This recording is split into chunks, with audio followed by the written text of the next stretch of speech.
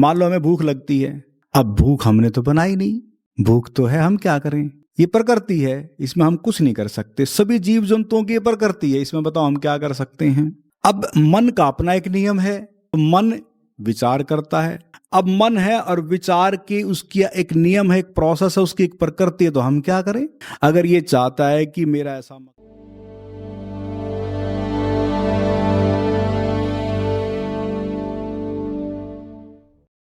और मौन में जाने के लिए कुछ सहज हथियार कहें, या ये समझ लो कि आपके आसपास चारों तरफ एक सामग्री है, उससे जुड़कर आप और गहन मौन में जा सकते हैं। थोड़े थोड़े इशारे हो रहे हैं और उन इशारों को बस आप धीरे धीरे आत्मसात करते जाएं। ये कोई भूलने की चीज नहीं है, क्योंकि सब आपके चारों तरफ वह घटित होता रहता है। मुख्यतः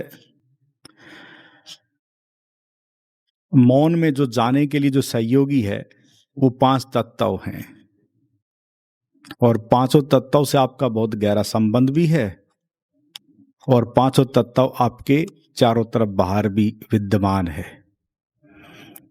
तो वे आपके बहुत सहयोगी हैं और गहन गहन उस परम मौन में जाने के लिए। जब बाहर सन्नाटा हो तो उसे शांति कहते हैं, जब भीतर सन्नाटा हो जाए तो उसे मौन कहते हैं। या यूं भी, भीतर जब शांति होती है तो मौन होता है, और बाहर के मौन को शांति कहते हैं। बाहर की प्रीति पर बातचीत बंद कर दें, वो सब आप कर ही रहे हैं, अब वो सब हो ही गया है। इसलिए जो पृथ्वी तत्व है उसके माध्यम से आप मौन हो सकते हैं और गहरे में जा सकते हैं। जैसे ऊंचे पर्वत, गहरी घाटी, हिल स्टेशन मौन में सहायक हैं, आपके टूल्स हैं, आपके सहयोगी हैं। इसलिए जब आप ऐसी जगह पर जाते हैं तो अपने आप में एक सुंदरतम आपको महसूस होता है। सब जब पूरी प्रकृति, चारों तरफ पहाड़, और जब उस पृथ्वी तत्व के करीब होते हैं तो आपको एक अलग तरह की अनुभूति होती है। लेकिन यहाँ इस प्रांगण में पृथ्वी तत्व, ये तो ध्यान कक्ष है, लेकिन बाहर थोड़ी बहुत ऐसी व्यवस्था है जो उस पृथ्वी तत्व से जुड़ी है। यहाँ का भी थोड़ा बहुत सौंदर्य आपको अच्छा लगता होगा, उसको निहारें, उसको देखें, इस प्रांगण के सौंदर्य को, इस पृथ्वी पर जो थोड़ा बहुत आपके इस आश्रम में है।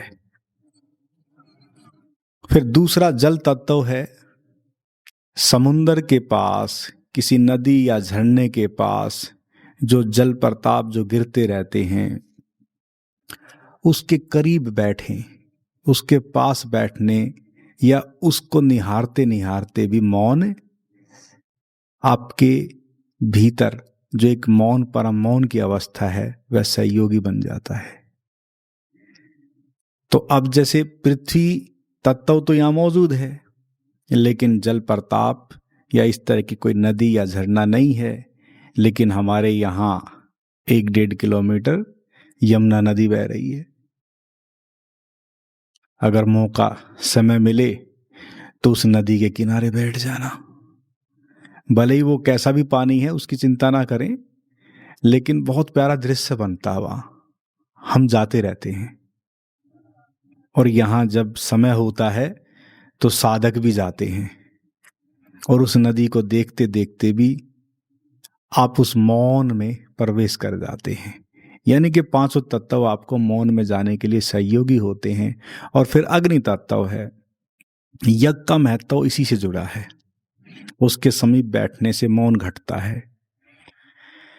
अब अग्नि का मतलब, बाहर की जो अग्नि है हमारी भीतर की अग्नि से एक हो जाती है, इसलिए बाहर की अग्नि प्रज्वलित होती है जो उग्र गति का रूप लेती है, ऊर्जा। यानी कि अग्नि की ऊपर जब लो उठती है, तो ऐसे ही हमारी जब उसके समीप बैठते हैं तो ऊर्जा ऊपर उग्र गति का रूप ले लेती है। लेकिन अब यहाँ वो व्यवस्था नहीं है, लेकिन सूर्य आपका उसी ऊर्जा से ओतप्रोत है। उस अग्नि को, उस प्रताप को आप यहाँ धूप में बैठकर महसूस करें। उस ऊर्जा को, उस सूर्य से ऊपर उठती हुई ऊर्जा को महसूस करें। तो वो भी इंतजाम यहाँ आपके प्रांगण में है। एक जल को छोड़ के, और फिर है वायु तत्व। पेड़ पौधे, हरियाली वायु तत्व से संबंधित है, इसलिए पेड़ के नीचे बैठना व निहारने से मौन घटित होता है। अब देखो, थोड़ी बहुत हवा चली रही है, पेड़ों से गुजरते हुए, इन सभी चीजों से गुजरते हुए थोड़ी थोड़ी आपको महसूस होती है। अब साथ साथ में आपको क्या करना है, होमवर्क जो अभी इस गैप में जो आपकी ब्रेक होगा, अभी बता देता हूं। पेड़ पौधे तो हैं ही, कोई भी एक पेड़ चुन लेना, अपना मित्र बना लो। यहां आप तो आते रहेंगे, या आज या कल के लिए मित्र बना लो। और क्या करना होता है कि जैसे कोई भी चीज है, जैसे मान लो हम सूर्य की तरफ ना जाके, जैसे अग्नि तत्व है, आप उसके किरण को, उसके प्रकाश को अपने तक आता हुआ महसूस करें। जैसे जल प्रताप है, उस जल की धारा को अपने पास आते हुए महसूस करें। ये प्रत्याहार है, यानी कि आप ग्रहण कर रहे हैं किसी भी चीज को। ऐसी वायु तत्व की तरफ आप न बहें, वो आप तक पहुंच रही है। ऐसे ही जो पेड़ है या फूल है जिसे आप निहारते हैं, जिसे आप देखते हैं, वहां तक आप ना जाएं, वो आपको देख रहा है, ऐसे महसूस करो। पेड़ आपको निहार रहा है, उसकी ऊर्जा आप तक पहुंच रही है, आप पेड़ तक ना जाएं, महसूस करना, बैठना। कोई भी मित्र चुन लेना, कोई भी पेड़ आप चुन लेना, ठीक है ना। ये प्रयोग आपका होमवर्क के तौर पे रहेगा। जैसे आपको 2 होमवर्क मिल के गए हैं, अब ये तीसरा होमवर्क आपको मैं दे रहा हूं कि जब आपको ब्रेक मिले तो बस किसी को भी चुन लेना, कोई भी पेड़ है किसी भी, और बैठ जाना आराम से थोड़ी देर। और जैसे आप उसकी ऊर्जा को अपने पास तक आता हुआ महसूस करेंगे, वायु को महसूस करेंगे, थोड़े से सूर्य को महसूस करेंगे, हवा को महसूस करेंगे, तो आप देखना कि आपके ये जो साथी, जो अभी तक तो 2 शरीर और मन साथी बने थे, अब ये 5 तत्व आपके साथी बन जाएंगे उस मौन में, उस गहराई में जाने के लिए। और फिर आकाश तत्व है। जीवात्मा सूक्ष्म आकाश से निर्मित है, इसलिए जीव जंतुओं और पक्षियों को निहारने से भी मौन में जाया जा सकता है। अच्छा, पक्षियों को जब आप उड़ता हुआ देखते हैं तो अच्छा लगता होगा, मुझे तो बहुत अच्छा लगता है। और कमाल है, मैं लगभग, मुझे पता है, मैं 15 साल से एक एक्टिविटीज को देखता हूं। कुछ जो पैरट हैं, तोते हैं, हमारी छत से जाते हैं सुबह मॉर्निंग में, जब उनका खाने का समय होता है, और वो नरेला का एक कोना है जहां अनाज मंडी है, मुझे पता है कि वहीं जाते होंगे वे, और वो वहां जाते हैं। और मैं देखता हूं 15 सालों से, तो मैं देख रहा हूं उनका कार्य यही है, वो जाते हैं सुबह मॉर्निंग में, और शाम को जब सूरज ढलता है उससे पहले वो वहां से वापस आते हैं। बहुत अच्छा लगता है। यानी कि ऐसे पक्षियों को देखते हुए, उड़ता हुआ देखते हुए, वो भी आपको दिख जाएंगे यहाँ अपने आश्रम में। तो आकाश, जो स्पेस, जो खालीपन है, इस खालीपन में बहुत कुछ है। इसलिए उस दिव्य आकाश से भी आपका संबंध है, जो छठवां अतीन्द्रिय है आपकी, जिसे दिव्य आलोक कहें, आकाश कहें, परमात्मा कहें। आकाश को देखना हमें मौन में ले जा सकता है। इन्हीं से संबंधित हमारा दिव्य ओंकार में जीवन, लेवल 2 ओंकार के प्रति जागना, ध्यान के द्वारा दृष्टा, साक्षी तथा समाधि, नाद योग, श्रुति, सुमरिन और प्रेम में हमें मौन में ले जाता है। इसलिए साथियों, मित्रों, जो यहाँ इशारा हो रहा है, ये जो स्पेस, जो खालीपन दिखता है, इसमें भी बहुत कुछ भरा है। लेकिन वो क्या भरा है? वस्तु में भी, जीवंतता में भी, और स्पेस में भी सब भरा है, कुछ है। इसलिए बाहर भीतर वही है सर्वत्र। अब हम धीरे धीरे उसी की ओर बढ़ रहे हैं। और अब विपस्सना, मौन के इशारे हो चुके हैं। सहज मौन के द्वारा आप कैसे उस मौन की गहराई में डूबेंगे, वो सब इशारे अब हो चुके हैं। अब आपका जो ये प्रयोग है, बहुत महत्वपूर्ण प्रयोग अब होने जा रहा है, और इसका संबंध है विपश्यना ध्यान से। अब विपश्यना जो ध्यान है, इस विपश्यना को थोड़ा सा अब आपको समझना है। जागरूक हो जाएं, थोड़े सचेत हो जाएं, थोड़ा सा अपने शरीर में मूवमेंट करें, थोड़ा बहुत हलचल करें और बिल्कुल जागरूक हो जाएं। विपश्यना का शाब्दिक अर्थ आप सबको पता होगा, वी का होता है, जैसे वी जमा पसना, वी का सूक्ष्म, सूक्ष्मातीत हिस्सा या कोई भी चीज सूक्ष्म। लेकिन हमारे पास सूक्ष्म क्या है? और पसना का अर्थ होता देखना, निरीक्षण करना, यानी कि देखना, निरीक्षण करना, जानना, किसे जानना, किसका निरीक्षण करना, किसे देखना, ये सब पसना से संबंधित चीजें हैं। इसलिए विपश्यना को समझने से पहले, विपश्यना में जाने से पहले, जैसे बुद्ध को पता था कि एकदम सीधा विपश्यना को ऐसे ही डायरेक्ट अगर समझाएंगे तो हो सकता है कि ना समझ आए, तो हर चीज को भागों में बांट दिया जाता है। और ये बड़े सुंदरतम भाग हैं, जैसे शरीर, मन, और हमने संकल्प और भाव और फिर धीरे धीरे चेतना, ये 5 खंड कर दिए, जो ये 5 स्कंद हैं, और इसी से आपका संबंध है, इससे बाहर आप नहीं हैं। ऐसे ही विपश्यना के 4 खंड हैं मुख्यतः, जिनके द्वारा आप विपश्यना ध्यान में प्रवेश कर जाएंगे। अब आप मौन सधी गया है और शरीर का काफी कुछ शुद्धिकरण हो ही गया है, तो आप बहुत सहजता से और अच्छे ढंग से इस विपश्यना में अब प्रवेश कर जाएंगे। इसलिए जो सबसे पहला जो पॉइंट, जो भाग किया, वो कायानुपश्यना से किया। कायानुपश्यना का मतलब अपने शरीर में हो रहे बदलाव को दृष्टा भाव से देखना कायानुपश्यना कहलाता है। यानी कि शरीर के बदलते हुए हिस्से को दृष्टा भाव से देखना क्या है? कायानुपश्यना है। शरीर कैसे बदल रहा है आप सबको पता है। जो हमारा ये जो शरीर है, मां के गर्भ में क्या ऐसा था? जब मां के गर्भ में पहला दिन होगा तो अपने आप को थोड़ा देखो, कैसे थे आप? इन आंखों से तो आप अपने आप को देख भी नहीं सकते थे, भले वो स्थूल हिस्सा था। इतना सूक्ष्मातीत स्थूल हिस्सा था जो इन आंखों से आप अपने आप को भी नहीं देख सकते। सूक्ष्म यंत्रों के द्वारा, यानी कि जो वैज्ञानिकों ने विकसित किए हैं, उनके द्वारा उस अणु को या उस जीव को जो मां के गर्भ में है उसे देखते हैं।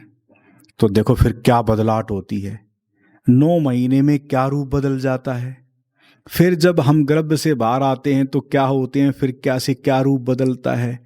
बच्चा है, फिर थोड़ा बड़ा होता है, फिर जवान होता है, और धीरे धीरे धीरे धीरे कितना, यानी कि इस शरीर में परिवर्तन चलता रहता है। तो इस पूरे परिवर्तन, यानी कि इस शरीर में जो हो रहा है उसे देखना क्या है? कायानुपश्यना है। तो एक भाग हो गया ना। तो हमें पहले अपने शरीर की स्थितियों को और अवस्थाओं को बदलते हुए बस देखना है।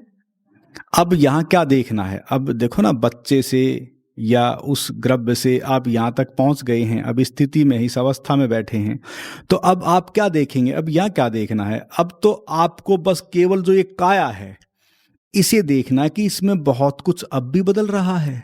आपका देखो पूरा ब्लड बदल रहा है, भीतर की सारी स्नायु तंत्र, सारी नस नाड़ियों में क्या क्या कुछ परिवर्तन चल रहा है। यानी कि बहुत कुछ भीतर अब भी परिवर्तन हो रहा है, जो नित्य परिवर्तन होता रहता है। प्रति पल इस शरीर में सब बदल रहा है। उस बदलती हुई अवस्था को कायानुपस्सना कहते हैं। और सबसे बड़ी बदलती हुई अवस्था क्या है? आपको पता ही है कि शरीर में दुख दर्द तो है ना, शरीर में पीड़ा भी है, शरीर में दुख भी है, दर्द भी है, और शरीर जब स्वस्थ होता है तो अच्छा भी लगता है। यानी कि शरीर से ये सारी चीजें जुड़ी हैं। इसलिए कायानुपस्सना का संबंध किससे जुड़ा है? शरीर से। और शरीर को आप दृष्टा भाव से देखें। अब ये जो दृष्टा है ये धीरे धीरे समझ आ जाएगी। दृष्टा क्या क्या क्या देखना होता है। जैसे मान लो आप बैठे हैं, शरीर को देख रहे हैं, ठीक है, आप बैठे हैं। अब ये देखने वाला कौन? आप कहेंगे कि मन है, ठीक है, लेकिन मन में कुछ विचार भी चल रहे हैं, उस विचारों को देखने वाला कौन है? अब थोड़ा समझें। यानी कि शरीर को जो देखने वाला है, और अब श्वासों को जो देखने वाला है, और जो मन के विचारों को देखने वाला कोई है जो इन सब चीजों को देख रहा है। वो जो देखने वाला है वो दृष्टा है, ठीक है।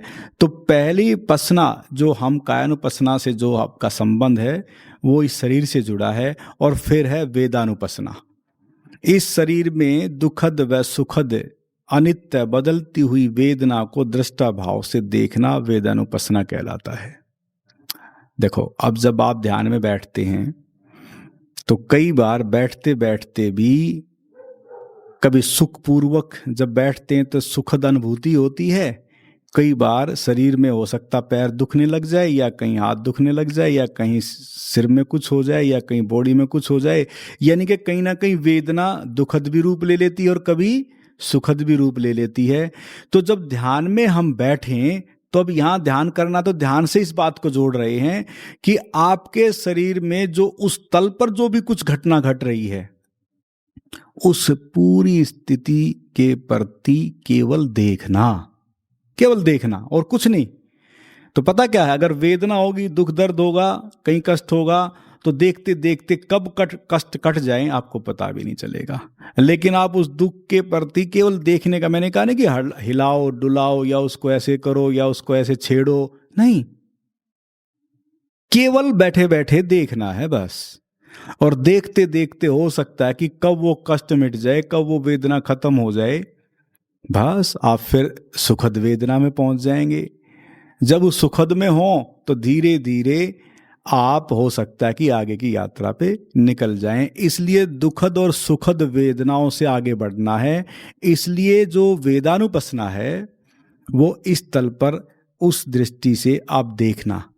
अब धीरे धीरे देखो, शरीर भी सूक्ष्म है। फिर है चित्तानुपस्सना, यानी कि चित्त में प्रतिपल उठते विचारों के बदलते स्वरूप को बगैर किसी प्रतिक्रिया के, ध्यान देना, बगैर किसी प्रतिक्रिया के दृष्टा भाव से देखते रहना चित्तानुपस्सना कहलाती है। जैसे शरीर में दुखद और सुखद है तो मन में भी तो दुखद और सुखद चीजें हैं, और विचार कितने परिवर्तनशील है, कितना कुछ है। और इसी विचारों के बाद जो हमारे भाव हैं अच्छे और बुरे, यानी कि भीतर हम कोई ना कोई धारणा बना लेते हैं ना। इसको ऐसे समझ लो कि जो भी हम धारणा किसी भी तल पर किसी भी रूप में जो बना लेते हैं, जो कि अगर देखा जाए बुद्ध की दृष्टि से देखा जाए तो इसको थोड़ा समझ लें, अच्छा और बुरा उनकी दृष्टि में कुछ होता ही नहीं। अच्छा और बुरा व्यक्ति टू व्यक्ति वेरी करता है। यानी कि किसी के लिए चीज कोई अच्छी हो सकती है और वही चीज किसी के लिए बुरी हो सकती है। जिसके लिए बुरी हो सकती है वही चीज किसी के लिए अच्छी हो सकती है। इसलिए अच्छे और बुरे का फैसला नहीं कर सकता, कोई भी नहीं कर सकता। देखो ना, मानव लगा रहता है ये अच्छा ये बुरा, कोई कहेगा नहीं, तो कितनी बहस कर लो, इसका कोई फैसला नहीं हो सकता।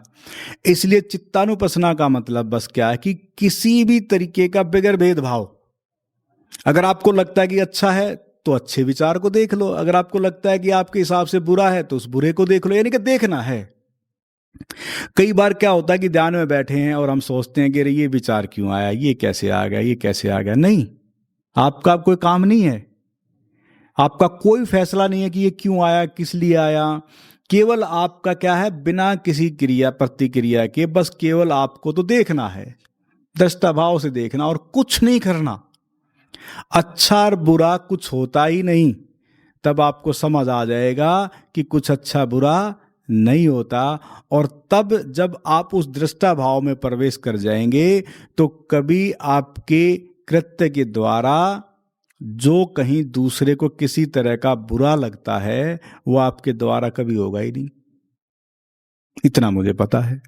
इसलिए चित्तानुपसना का संबंध अब धीरे धीरे आप समझ जाएं कि अभी फिलहाल ध्यान के लिए हम जब बैठें तो यहां किसी तरह के भी विचार के प्रति आपको अब जुड़ना नहीं है।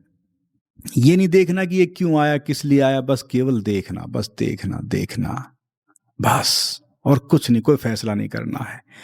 तो विपश्यना में आप धीरे धीरे प्रवेश तभी कर पाएंगे जब ये फैसले छोड़ देंगे, ये निर्णय लेना जब छोड़ देंगे और बस आप केवल देखना मात्र रह जाएंगे।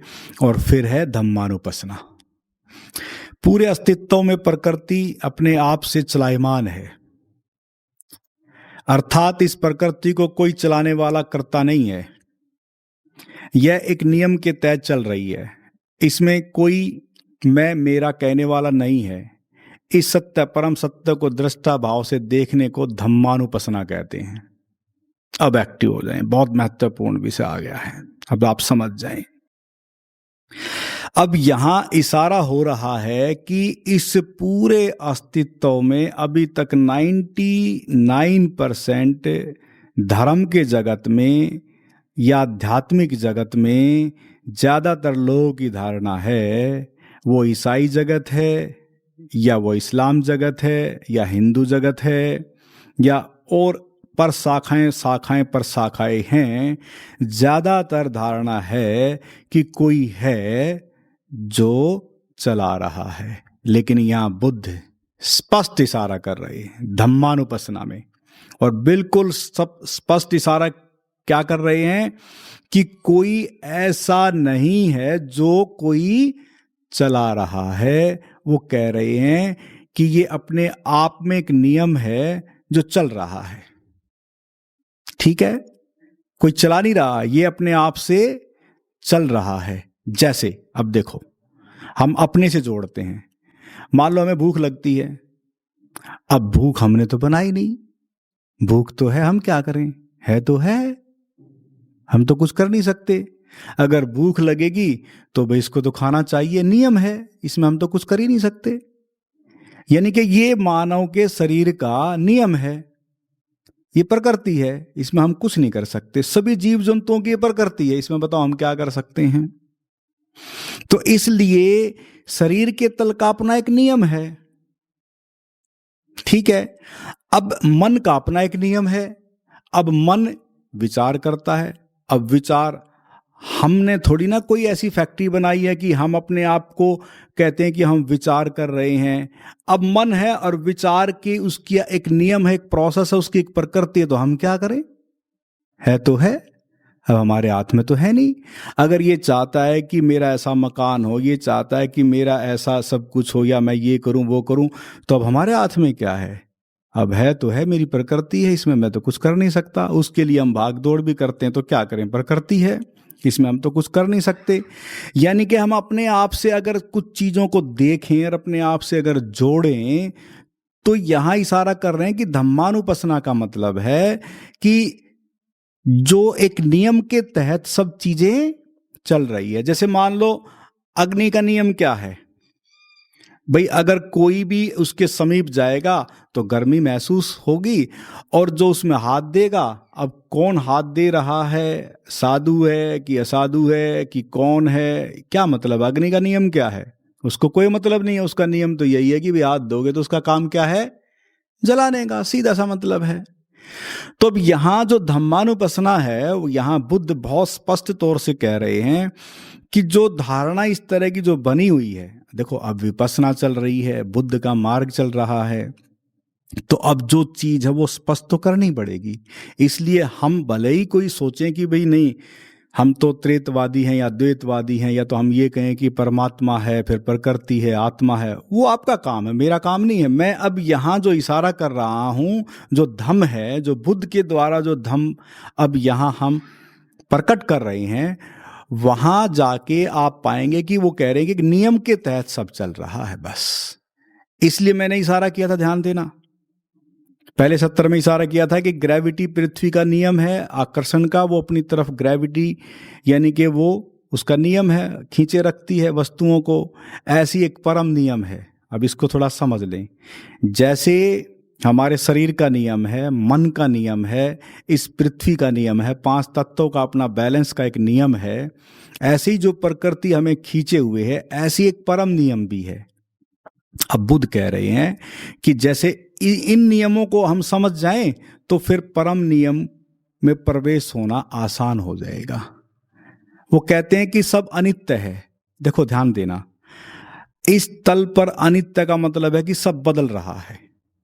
क्या है? सब बदल रहा है, यानी कि शरीर भी बदल रहा है, विचार भी बदल रहे हैं। देखो आप जब पहले कुछ थे, फिर कुछ थे, फिर कुछ थे, सब बदल रही है चीजें। समय समय पर सब चीजें बदलती रहती हैं। अनित्य है, सब बदल रहा है। पूरी पृथ्वी बदल रही है, सूर्य बदल रहा है, नक्षत्र चांद तारे सब बदल रहे हैं, पूरी यूनिवर्स बदल रही है, यानी कि चारों तरफ सब परिवर्तनशील है। इसलिए बुद्ध कहते हैं कि अनित्य है। लेकिन ध्यान देना, उसी अनित्यता में वो कहते हैं कि कोई ऐसी चीज भी है जो नित्य है, जो कभी नहीं बदलती। ध्यान देना, अब उस पे जोर नहीं है बुद्ध का, लेकिन वो कहते हैं कि अगर आप लोग अगर पहले तल पे इस नियम को स्वीकार कर लें, इस धम्म को स्वीकार कर लें, शरीर के तल पे, मन के तल पे, भाव के तल पे, विचार के तल पे, कि जैसे मान लो शरीर को कष्ट होता है तो बताओ इसमें क्या करें? शरीर का नियम ऐसा है, कष्ट होगा, चोट लगेगी तो भाई दुख होगा, दर्द होगा, बताओ ये नियम है। अब वो ये कह रहे हैं कि ये वेदना अगर हो रही है शरीर को तो इसमें हम क्या कर सकते हैं? ये प्रकृति ऐसी है। लेकिन हम इसी को कोसते रहते हैं, ये क्यों हुआ, ये किस लिए लगा रहे, चोटी लगनी थी या बीमारी होना था, ये हो गया वो हो गया। तो वो कह रहे हैं कि तुम अपनी प्रकृति के, अपने धम्म के नियम के विरुद्ध जा रहे हो।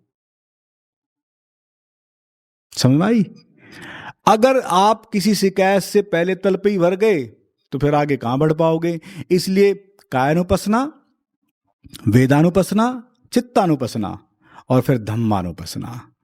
जब ये चारों चीजों के प्रति आप जब बिल्कुल सहजता से जब सहमत हो जाएंगे तो फिर हम अपने उस धम्मानुपसना की तरफ जो इशारा कर रहे हैं बुद्ध, कि हम उस नित्य तक भी पहुंच सकते हैं, जो एक ऐसी जगह जहां कुछ नहीं बदलता। यानी कि इस बदलती हुई दुनिया में एक ऐसी जगह जहां कुछ नहीं बदलता, हमें वहां पहुंचना है बस।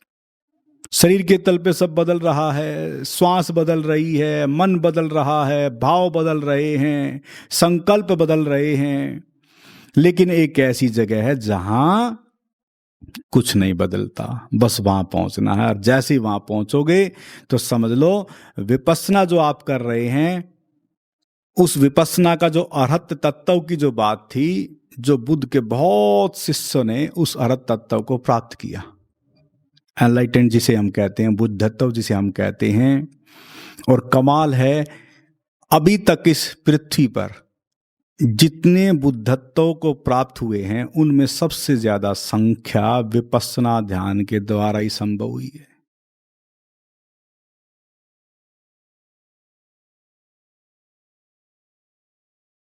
और वीडियोस देखने के लिए YouTube पर सर्च करें आनंदमय जीवन धारा।